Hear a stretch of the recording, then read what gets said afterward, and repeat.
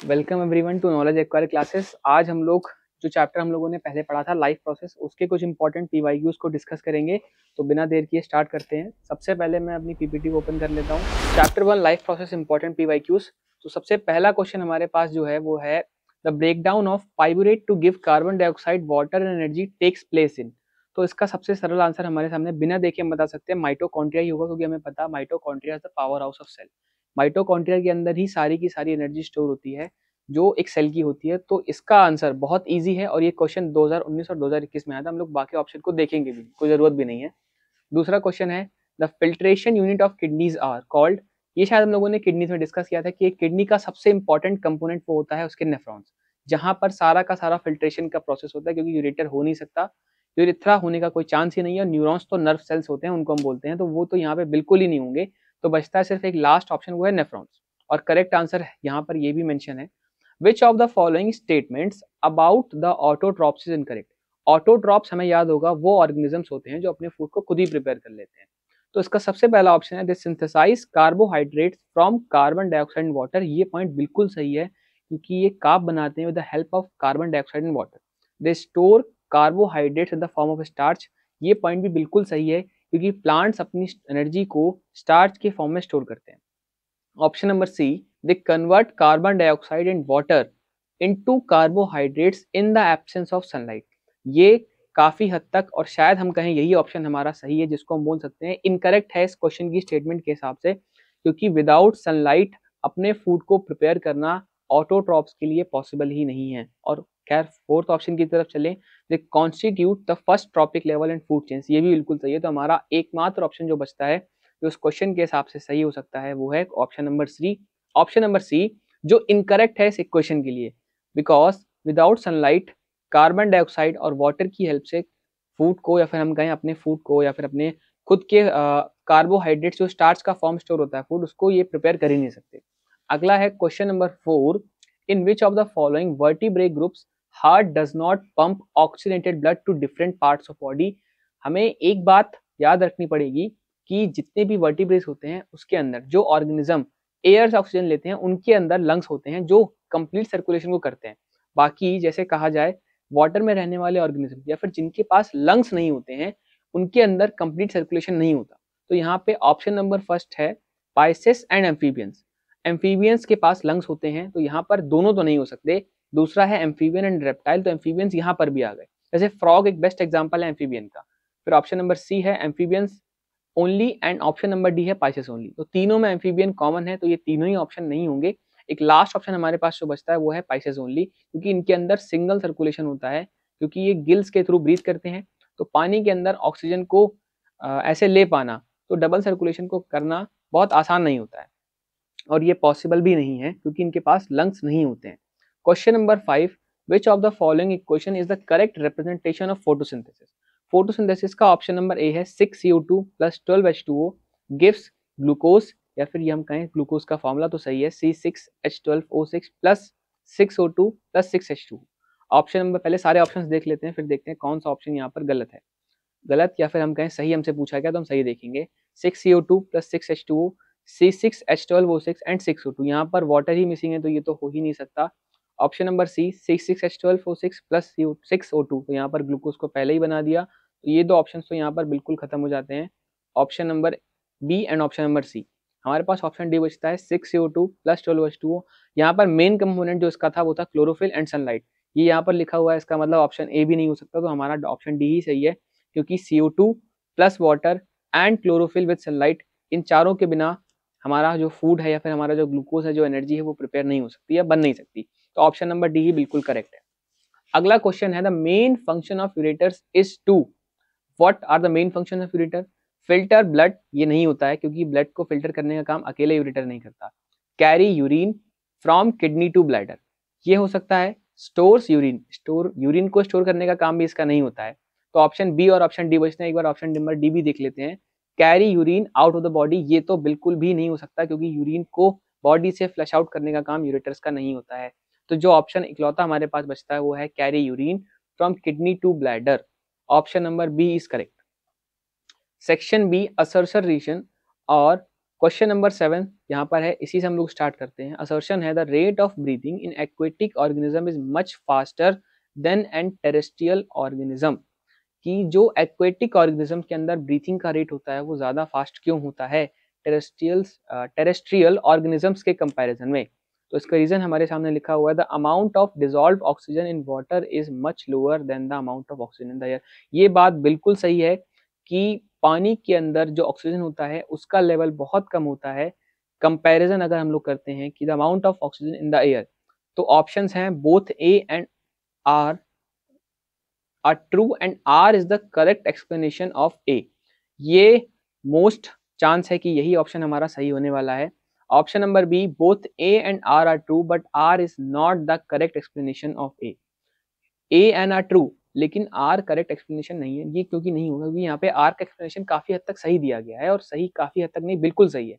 Option number C, A is true but R is false, and option number D, A is false and R is true. ये तो यहाँ पर true false हो गया, तो सी और डी नहीं होंगे। ए और बी में देखा जाए तो पहला ऑप्शन कहता है कि both A and are true, और जैसे हमने यहाँ पर पढ़ा तो आर बिल्कुल करेक्ट एक्सप्लेनेशन है ए का, क्योंकि पानी के अंदर ऑक्सीजन का लेवल कम ही होता है कंपैरिजन किया जाए एयर से।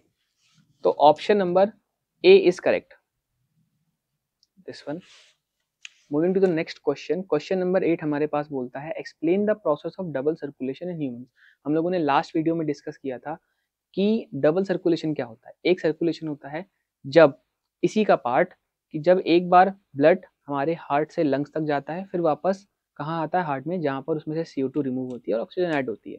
और दूसरा इसका पार्ट था जहाँ पे ब्लड हमारी पूरी बॉडी तक ट्रांसपोर्ट होता है और वापस आता है हार्ट के पास। तो इसमें पहला डेफिनेशन हमारे सामने ये लिखा हुआ है, blood flows through the heart twice in one complete cycle, pulmonary and systemic circulation and necessities की जरूरत क्या है, टू स्ट्रिक्टली, बहुत जरूरी है कि हमारी बॉडी में oxygenated and deoxygenated blood separate रहें।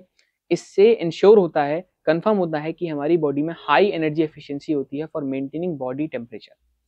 Question number 9, differentiate between arteries and veins. बहुत आसान क्वेश्चन है, 2018 और 2023 में पूछा गया था कि आर्टरीज और वेन्स में डिफरेंस क्या है। एक डिफरेंस तो हम लोग को ऐसे याद होगा कि आर्टरीज जो होती हैं, ए से आर्टरीज और ए से अवे, ये हमारी बॉडी में हमेशा ब्लड को आर्टरीज दूर लेकर जाती हैं हार्ट से, carry blood away from the heart, and यहाँ पर इनकी वॉल्व्स थिक होती हैं ड्यू टू हाई प्रेशर, और कोई भी वॉल्व्स नहीं होते हैं।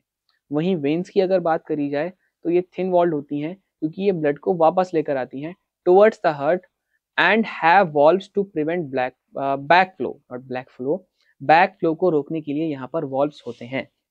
Question number 10, state the role of the following in the human digestive system.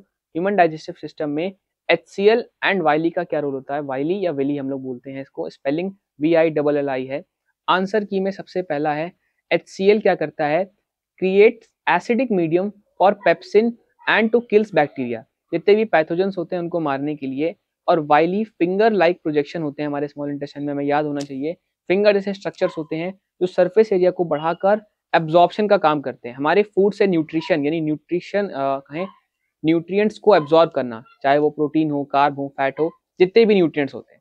What is translocation, ये क्वेश्चन शायद पहली बार देखने को मिलेगा क्योंकि इसको शायद हमने चैप्टर में डिस्कस नहीं किया, लेकिन ये यहाँ पर 2019 और 2022 में पूछा गया था। आंसर की में क्या यहाँ पर पॉइंट मेंशन है कि definition, transport of soluble product of photosynthesis food from leaves to other parts of the plant. हमें ये बात पता है कि leaves are the kitchen of a plant, जहां पर फूड प्रिपेयर होता है। तो ये ट्रांसलोकेशन की डेफिनेशन क्या है कि हमारे फूड का ट्रांसपोर्टेशन लीव से बाकी सभी पार्ट्स जो प्लांट के होते हैं वहां तक, ये सारा का सारा प्रोसेस कहलाता है ट्रांसलोकेशन। और इसकी लोकेशन होती है occurs in the phloem tissue. Phloem से याद होना चाहिए हमें, जाइलम एंड फ्लोएम दो कंपोनेंट थे। जाइलम वाटर और मिनरल्स को ऊपर लेकर जाता है, और फ्लोएम फूड जो हमारा प्रिपेयर हुआ उसको वापस प्लांट के सभी पार्ट्स तक ट्रांसपोर्ट करता है। अब क्वेश्चन नंबर 12 बहुत आसान है, draw a diagram of human heart and label the chambers. Answer की में यहाँ पर राइट एट्रियम, राइट वेंट्रिकल, ये तो हमें पता है क्योंकि यहाँ पर राइट साइड में हमें एक प्लस के सिंबल से याद करने की जरूरत थी, हमें याद भी होना चाहिए। Right atrium, right ventricle, left atrium and left ventricle. Left side में ऑक्सीजनेटेड ब्लड होता है, ठीक है, और राइट साइड में, ये तो एक दिल जैसा ही लग रहा है, डीऑक्सीनेटेड ब्लड होता है। अगर हम कहें एक तरह से CO2 ऐड होती है और कुछ इम्प्योरिटीज, तो राइट एट्रियम राइट वेंट्रिकल्स में यहाँ पर हम लोग सीधा इसकी एनाटॉमी पे चलते हैं। Pulmonary artery, pulmonary vein. Pulmonary artery इकलौती ऐसी आर्टरी है जो डीऑक्सीनेटेड ब्लड को कैरी करती है।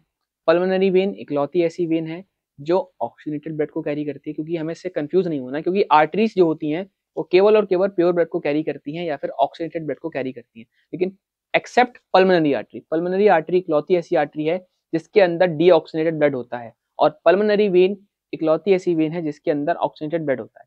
फिर ये हमारा लेफ्ट एट्रियम है, और यहाँ पर है बाइकस्पिड वॉल्व जो इन दो चेंबर्स को सेपरेट करता है। फिर है हमारा आरोटिक वॉल्व जो वेंट्रिकल्स के एंडिंग में होता है। फिर ये हमारा लेफ्ट वेंट्रिकल है, और ये है सेप्टम जो दोनों साइड्स को सेपरेट करता है, राइट एंड लेफ्ट। देन इसके साथ इंफीरियर वीना कावा एंड सुपीरियर वीना कावा, ये दो हमारी वेन्स थी जो इम्प्योर ब्लड को लेकर आती हैं। सुपीरियर वीना कावा हमारे चेस्ट के अपर पार्ट से इम्प्योर ब्लड को लेकर आती हैं, और इंफीरियर वीना कावा हमारी लोअर बॉडी से इस डीऑक्सीनेटेड ब्लड को कैरी करती है। राइट वेंट्रिकल हमें पता है यहाँ पर है, ट्राइकस्पिड वॉल्व यहाँ पर होता है, और ये वेंट्रिकल्स की ओपनिंग में होता है।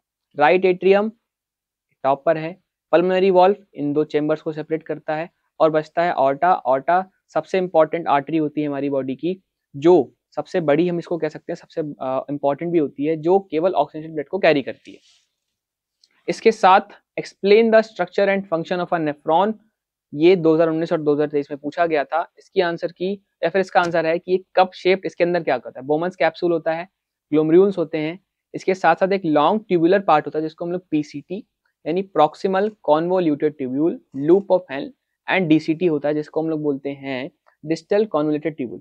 फंक्शन ब्लड को फिल्टर करना, उसके साथ साथ इसमें जितना भी वेस्ट होता है यूरिया और यूरिक एसिड के फॉर्म में उसको रिमूव करना, और उसमें से रीअब्सॉर्ब करना useful substance such as glucose water to form urine. ये हमारा स्ट्रक्चर यहाँ पर मेंशन है। ग्लोमेरुल्स ये रहे, ये हमारा बोमेंस कैप्सूल है, ये हमारा DCT है, ये हमारा लूप ऑफ हेल है, और ये हमारा PCT है। फिर यहाँ पर कलेक्टिंग डक्ट है, यहाँ से होते हुए हमारा यूरिन जाता है, कलेक्टिंग डक्ट नीचे स्टोर होता है ब्लैडर में। ये descending limb of loop of hell है, ये असेंडिंग लिम्ब है, मैं लिम्ब बोल रहा हूँ, descending limb of loop of hell and ascending limb of loop of hell. इसके साथ ये वैस रेक्टा है। ये तो खैर इतना इंपॉर्टेंट, यहाँ पर ये डायग्राम जो है बहुत ज्यादा लेबल्ड है। हमारे जो मेन कंपोनेंट्स है वो आंसर की में मेंशन है, ग्लोमेरुल्स, कैपिलरीज जिसे हम बोलते हैं, लॉन्ग ट्यूबुलर पार्ट, PCT जिसके पार्ट है, loop of hell and DCT। थोड़ा क्लियर कर देते हैं। तो इसके साथ ही साथ यहाँ पर हमारा पूरा PPT और ये 11 क्वेश्चंस थे जो इंपॉर्टेंट थे इस चैप्टर से, जो पिछले कुछ सालों में आए हैं। इसके साथ ही साथ इसमें 2 डायग्राम्स हैं, 2 नहीं 3 डायग्राम्स हैं, बाकी कुछ MCQs हैं और 1-2 असर्शन रीजन के क्वेश्चन हैं। इतना ही इस चैप्टर में, बाकी मिलते हैं अगले वीडियो के अंदर।